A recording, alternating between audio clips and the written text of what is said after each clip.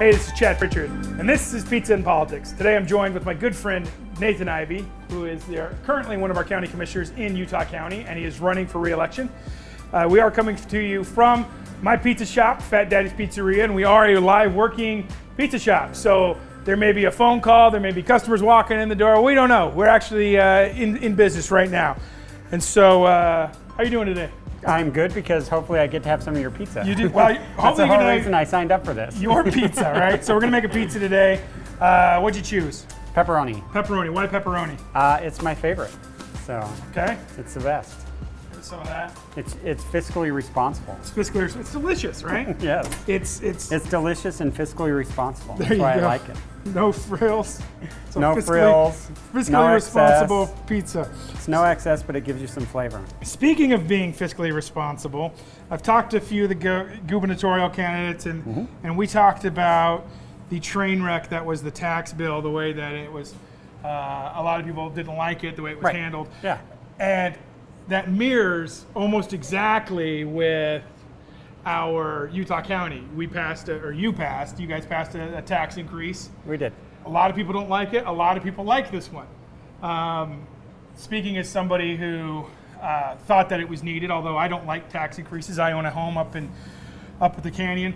I do believe that our canyon's going to grow and that we need to be able to pay for those things. Why don't you tell us a little bit about that? Well, first off, one of the biggest differences that I would mention between us and the state is the fact the state is sitting on a surplus, and Utah County, we were actually deficit spending for several years, and we were projected to continue to get deeper and deeper in the hole.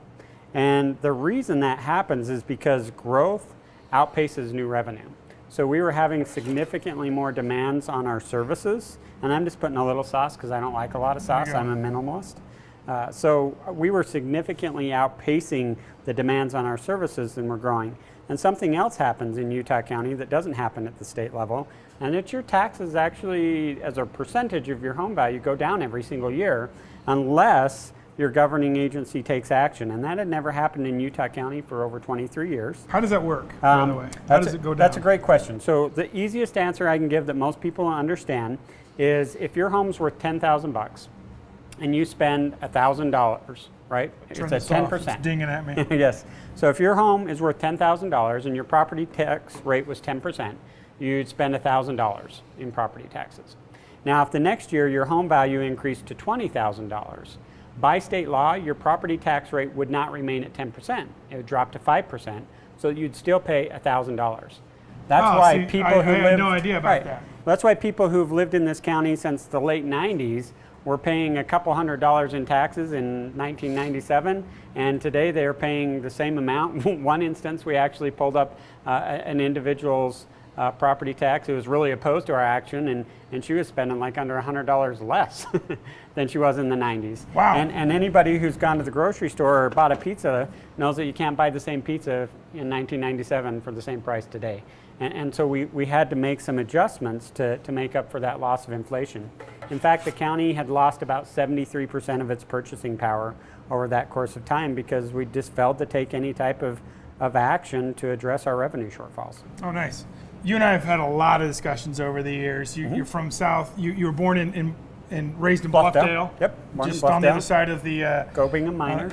On the other side, I'm going to take that away from you. You're getting a little excited. It's getting all Jackson Pollacky over here.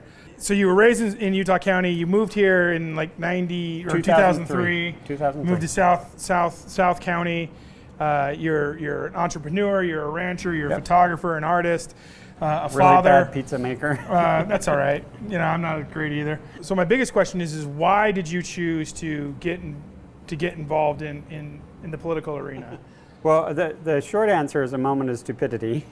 I can see that. The long answer is we live in unincorporated county. So the county commission, just like you. Just like I do. And so the county commission is my local governing body. And we'd built out here, tried to build a business out here, and had just had a lot of problems with the structure of the government, some lack of responsiveness from some of the elected officials. And so we were kind of just frustrated, and we felt like that if we were going to continue to have a successful business, that we needed to be more involved in the political process. And so that's part of why I ran. So and also because at the time, we just simply did not have any agricultural representation on the commission and hadn't for a really long time. I think that's important because a lot of people think, especially today, think well, Utah County is Silicon Slopes, it's North County, but a good portion of our population, in fact, probably over half of our population live in the county, don't live anywhere near that area. And if they're not represented, that could be a huge problem. Right. So speaking of representation, and I totally spaced giving you your apron. I hope you don't get anything dirty. It's okay. It washes off. You're for, and one of the things that you ran on was a change of government. Change of government was a huge issue. And I'm a big fan of that. I think that the government needs to be changed. I like the plan that you came up with. I like a lot of different plans. What I don't like is having a county as large as we are and having just three county commissioners. I agree. Why is that important? Why are you pushing a change of government right now? Why not wait a little bit? Well, first of all, I do things because I think they're the right thing to do, not because they're the popular thing to do or necessarily. I believe in doing what I believe is in the best long-term interest of the county.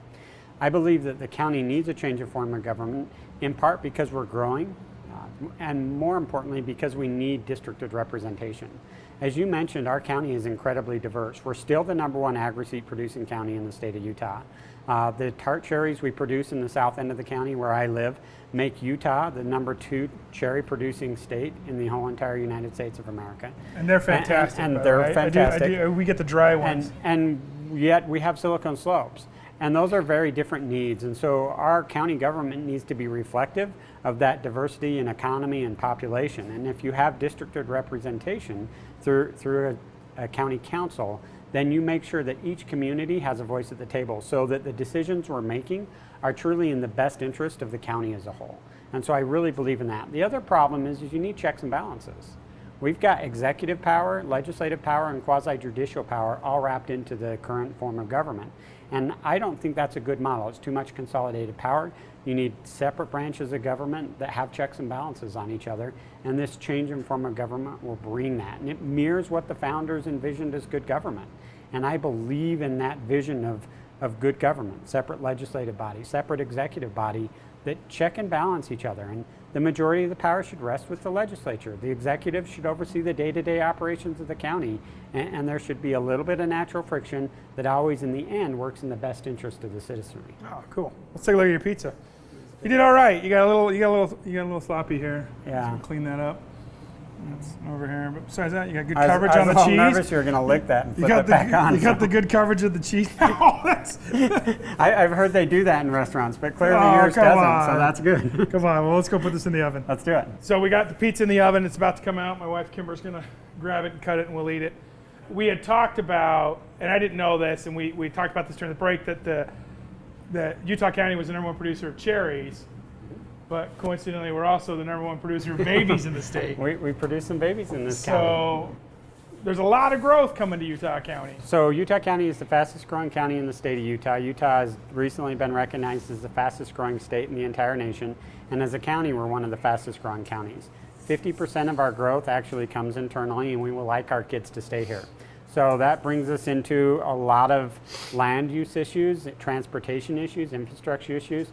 How are we moving bodies and how are we protecting people's property rights so that they can actually have their kids stay at home? And we've been fortunate in the county to do some good things. We just passed a mother-in-law apartment. So people who live in unincorporated county can now build mother-in-law apartments, to help care for aging people. Or more importantly, like if these young couples are going to college or just getting started out, they can rent these apartments, basement apartments, or even separate units from individuals who are already established. So we're doing a lot with property rights to try and help people do more with their property so that their families can stay close and also so that we can provide housing for all the people that are coming here, because that's a huge issue. That's a big one. So, there is a huge housing shortage, and we talk a lot in Utah County about we're a rural county. Mm-hmm. And I feel like we're Dr. Jekyll and Mr. Hyde County, if I said that right. Yeah. We are rural at the same time. We're also very urban.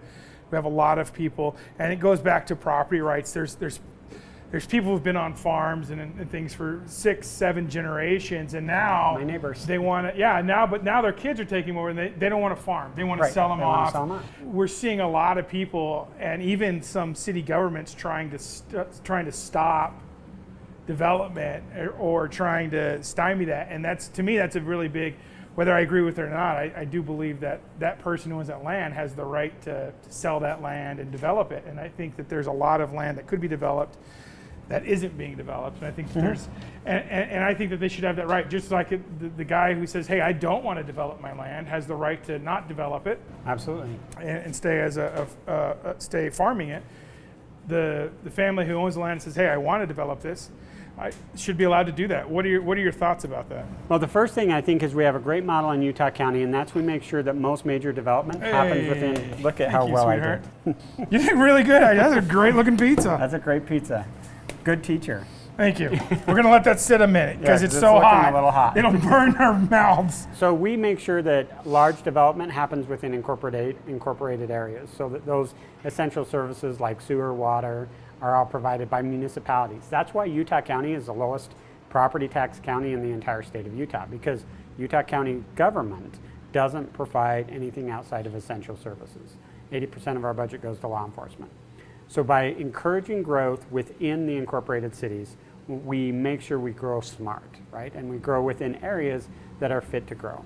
And I think we have to do a really good job about planning for the future. That's why things like the Mountain Land Association of Governments are critical, and COG is critical, so that we have the mayors, the city council members, the county, all working together to make sure we have a long-term plan for how to move bodies up and down this county, and making sure that we have pockets that grow houses that can grow houses. Because we have some land that grows really good food, and it'd be best if that continues to grow food for as long as possible. Sure. That we push growth to those areas of the county that don't have accessibility to agricultural so that we grow houses where houses grow good. Yeah, as long as it's not a Provo County. And we're trying, we'll try and keep some of that there. But I so agree with you, Chad, and I think it's important to emphasize to people that we want to protect open space. We want to develop our park systems. We want to protect the way of life because we want to remain kind of a rural county, right? We want that Sure. same feel and mindset.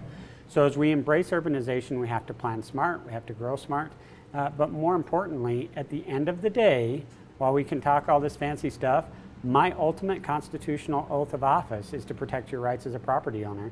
And that's one of the things I'm the most proud of. If you look at my voting record over the course of the last 4 years, I have time and time again stood for the rights of the property owner.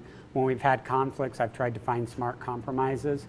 And at the end of the day, I am going to stand up for your rights and try and do what I can to enhance your capacity to do with your property what you want to do with your property, so long as you're not hurting your neighbor.